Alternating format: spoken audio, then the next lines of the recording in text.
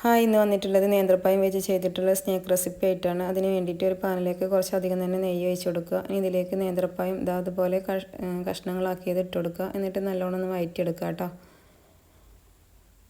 ഇനി ഇതിലേക്ക് മധുരത്തിന് ആവശ്യമായിട്ടുള്ള പഞ്ചസാരയും കൂടി ചേർത്ത് കൊടുക്കുക. ഇനി പഞ്ചസാരയൊക്കെ ഒന്ന് മെൽറ്റ് ആവുന്നത് വരെ ഒന്ന് വഴറ്റിയെടുക്കുക കേട്ടോ.